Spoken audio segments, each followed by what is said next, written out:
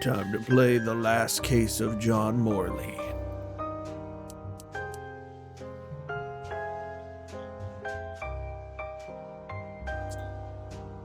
We'll see.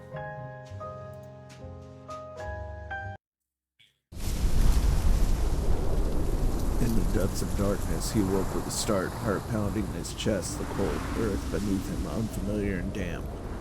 Darkness surrounded him, thick and oppressive, the kind that swallowed every sound except his own ragged breath.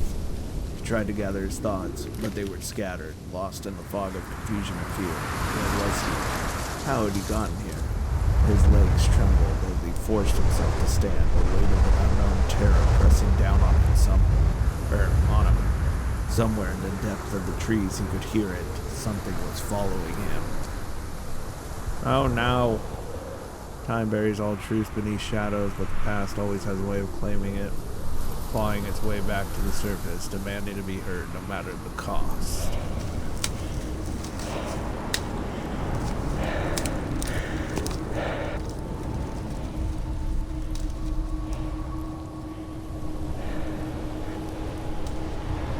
Trees.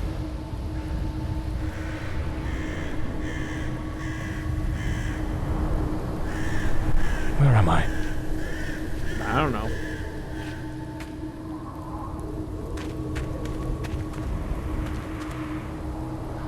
I know it's following me. I can feel it. Can I pick that up? Nope.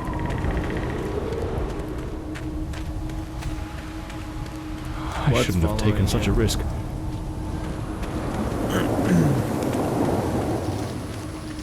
It's following me.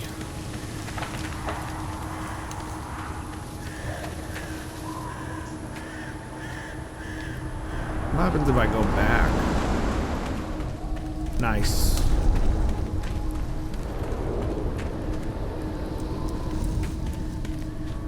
Hello? Okay, I'm guessing that nothing's gonna happen if I...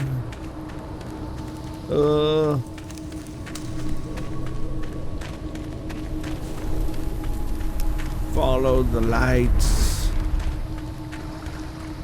What was that? Sound. It's coming from the river. It's in the water.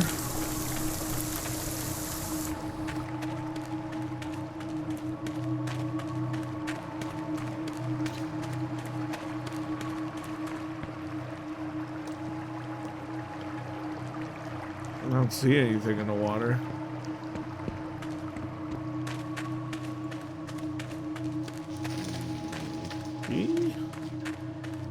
If it catches me, it will show no mercy. Yeah, but what is it? I keep looking back to see it, but I don't see anything.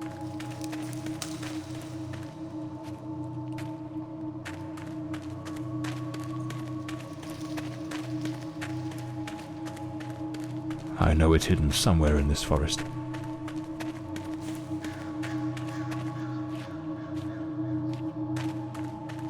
What is hidden somewhere in this forest? I should be able to see its light soon. Okay.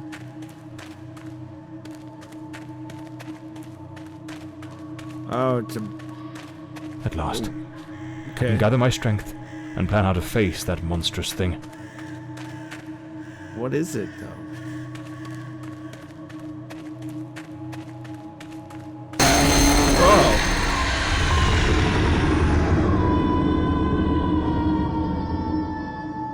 Okay. Looked like a zombie. Last day in the hospital. Okay, I guess there's... Last day in the hospital. The piercing light of the morning sun stirred John from his restless sleep. For months, strange nightmares had plagued him, and even the strongest sedatives couldn't dull the weird visions that haunted his mind. Another day in this wretched hospital. His wound still ached, but he felt no regret. Despite the accident, he brought the culprit of those ghastly crimes to justice. After all, isn't that the duty of any good private detective? The name's John Morley, private detective, and today is a momentous day. After enduring the most exquisite tortures at the hands of those blasted nurses, and being pumped full of enough medicine to fell an ox, today I'm finally free. Who would have thought that the case of the Red Shoes murder would end the way it did?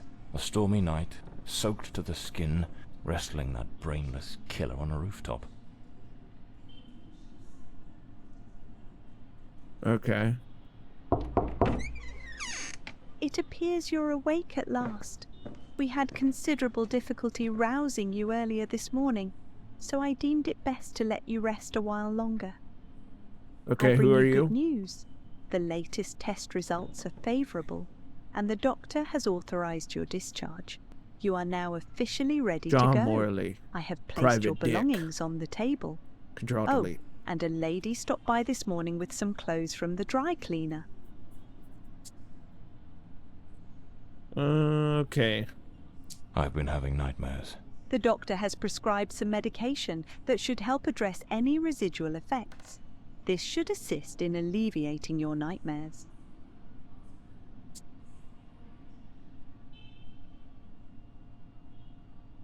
So I'm better now. Yes, you are much improved. Both your physical and psychological assessments have been satisfactory, and there are no impediments to your returning to your normal life. That's right, because I'm a private detective. My belongings? I thought everything was already in the room. There are a few valuables and some coins we kept for safekeeping. They are in the box on the table. Okay. A woman brought my clothes from the dry cleaner. Was it Penny? I couldn't say. She arrived quite early, before my shift began. I've placed the garments in the wardrobe to keep them from getting wrinkled. Now, if you'll excuse me, I have other patients to attend to. I wish you all the best. Sure you do. You don't even know me. Medical discharge patient number 55667, or 5567. Oh, now, room 27th, February 3rd, 1945. Discharge resolution report. Attending Dr. A. Foreigner. Final review of my conclusions. The patient has demonstrated satisfactory improvement in all preoperative objectives. A surgical procedure conducted under protocol ETD-03 has been deemed successful in all respects. Upon completion of final tests and provided that the patient reports feeling physical and mentally prepared, medical discharge is advised. No post-operative complications are anticipated at this time. Continued observation during recovery is recommended to ensure patient stability. That's right, no one can keep me in. That's me, the bloodhound Morley. Story of my life. Nearly broke. I better get dressed. Blimey, what a fall I took onto that rain-soaked pavement. And to top it off, with that downpour, this note's from Penny, my secretary. She must have left it here a few days ago, while I was still under observation. John, I'm awfully sorry, but I just can't keep going like this. You've been laid up in the hospital for ages, and I've been left skint. What does skint mean? With no wages coming in for months now. Before, with the state you were in, I couldn't bring myself to say anything. I thought it best to let you get better in peace. But the other day, Dr. Foreigner rang and said they were going to let you out, so I figured it was time to tell you.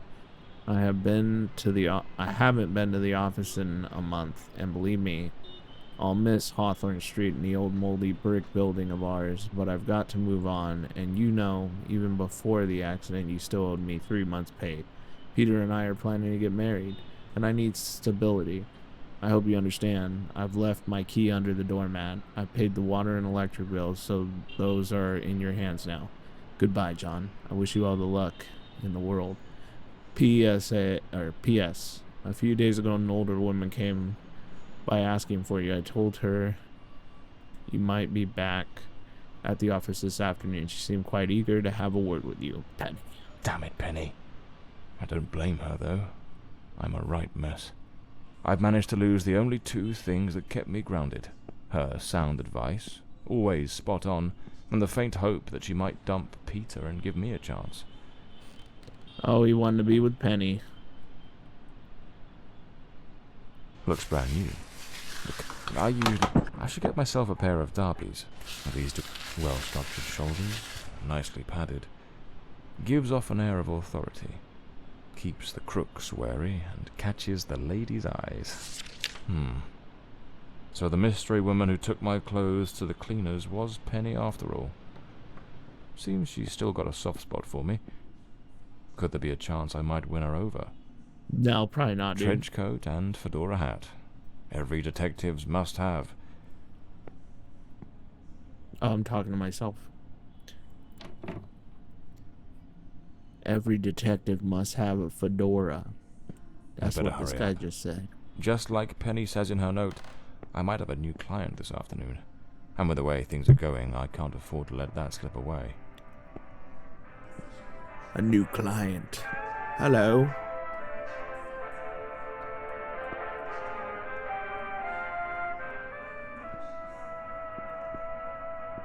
All right, let's get moving. Today's the first day of the rest of my life. Today is the first day of the rest of my life, or the last day of your life. John Morley's office. At last, back to the streets of San Francisco. Just kidding. And the cold comforts of foggy old London. The chimneys filled the air with the familiar tang of coal dust, while the rhythmic hum of the small industries in Whitechapel, I don't know how to say that, and Southwark, rang in his ears like a symphony. Soon he'd be seated in his cluttered, dusty office once more, ready for the next case. Perhaps finishing off some forgotten bottle of whiskey tucked away in a drawer, and mourning the irreplaceable loss of his assistant, Penny. Dun, dun, dun, dun. Back again. Feels like stepping into a forgotten paradise. Does it, though? Everything's got that same old charm, and yet feels oddly new. This hospital stint's given me a bit of a new outlook. Maybe I'll take it a shade easier from now on, sticking to cases that don't demand a trip to the morgue. Okay.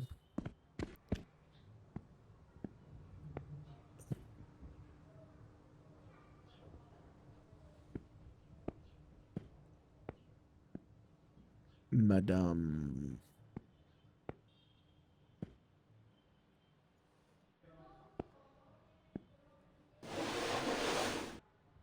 Here they are. Penny's keys. Just like it says in her note.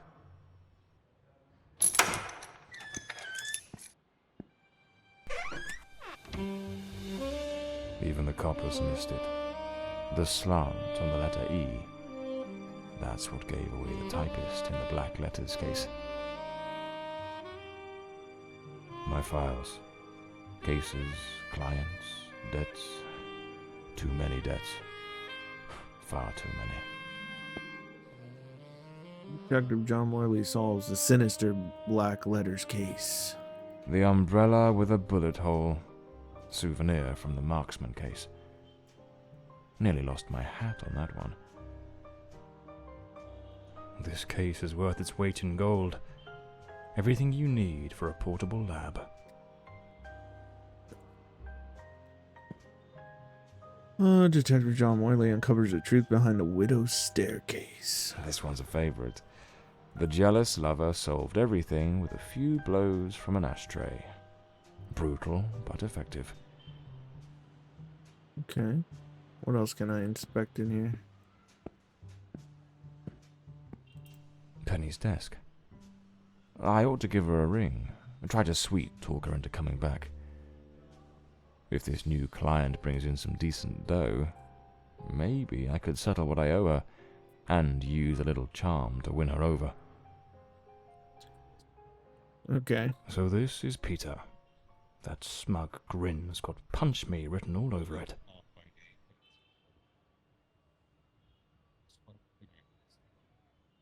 Till you tell him. The murder weapon from the cadaver collector case. Nasty business, that one.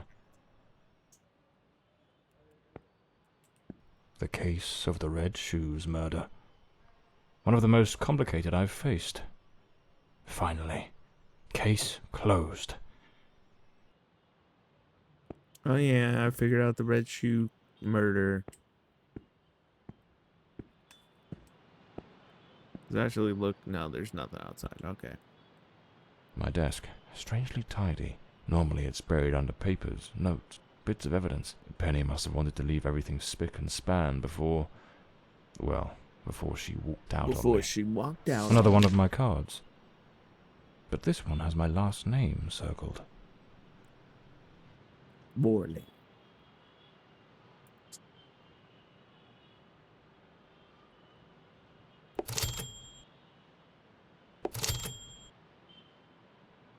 Where's the R?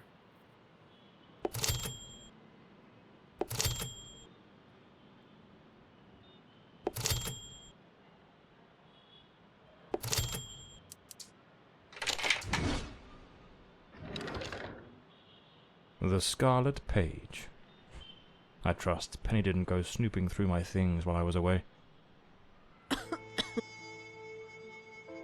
Oh, my apologies, madam. I didn't hear you come in. I was a bit distracted. Good afternoon, Mr. Morley. I trust your assistant informed you of my visit as promised. My apologies. I was rather engrossed and didn't notice your arrival. To whom do I owe the honour of this meeting? Lady Margaret Fordside, the 4th Countess of Bloomsbury. Lady Margaret, could you tell me what brings you here today? How can I assist you? I shall I endeavour am to the be as best candid detective. as possible.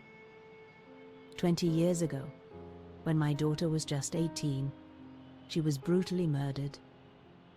It happened at our family estate, Bloomsbury Manor.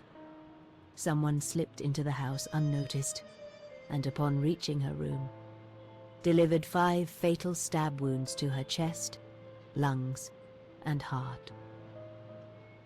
The police, eager to close the case, hastily blamed and condemned 2 violent thieves who clearly had nothing to do with her death.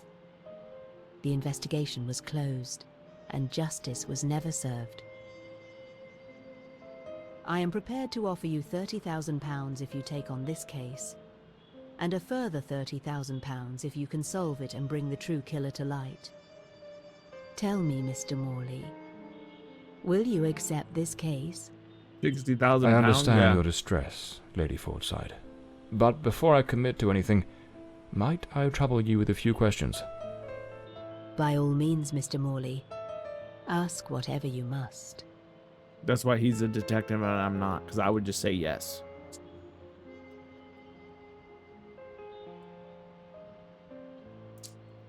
A case that's been cold for 20 years.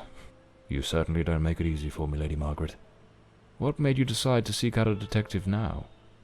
For over 2 decades, I've fought tirelessly to have the case reopened, to prove that the real murderer escaped justice.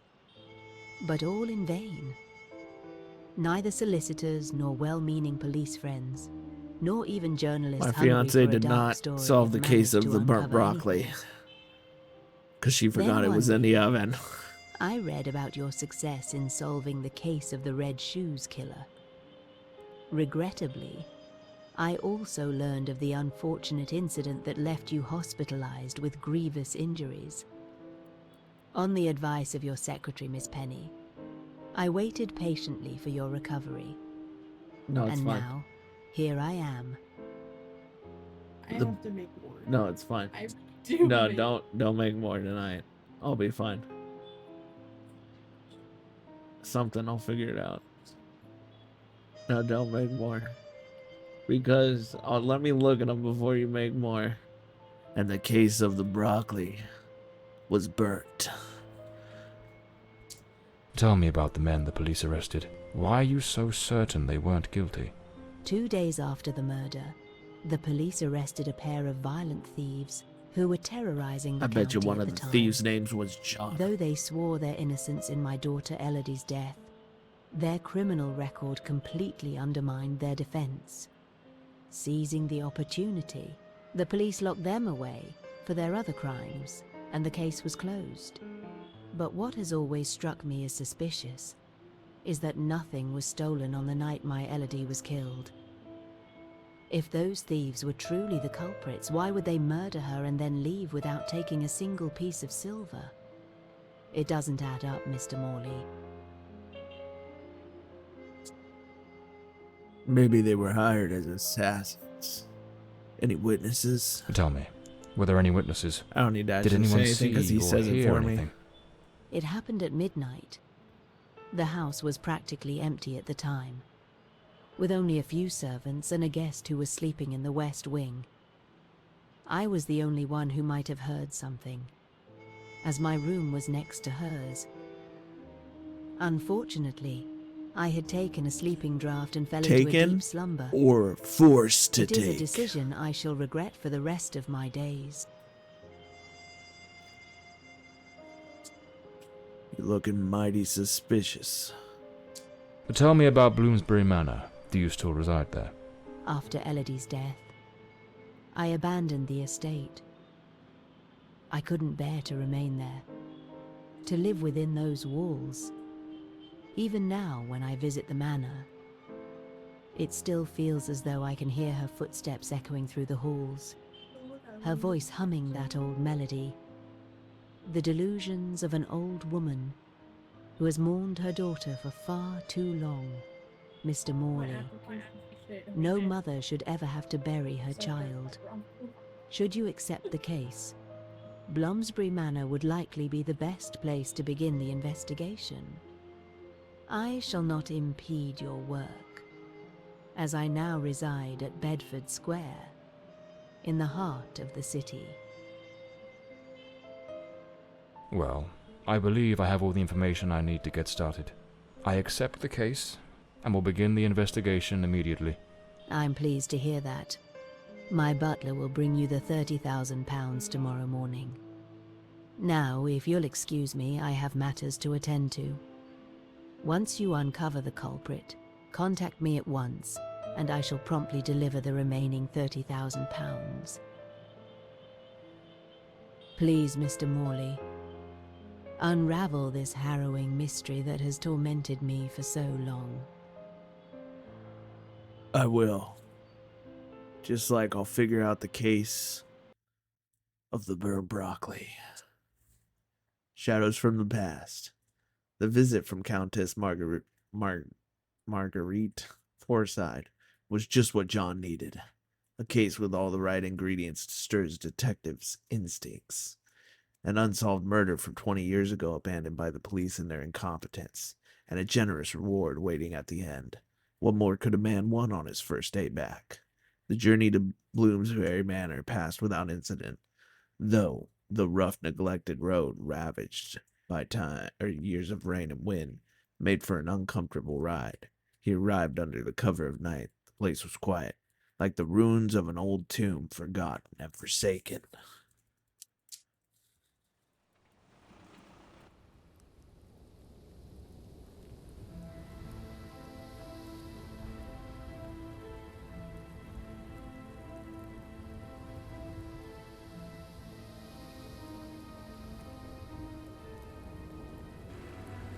As I made my way through the dense forest path, a haunting silence enveloped the air.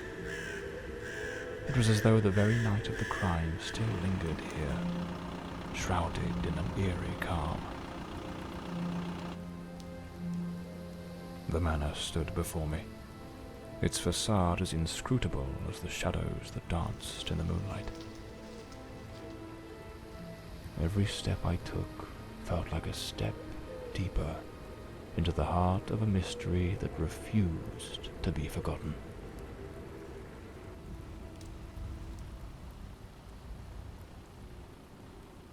Come on, let's go on an adventure. Come on, let's go on an adventure.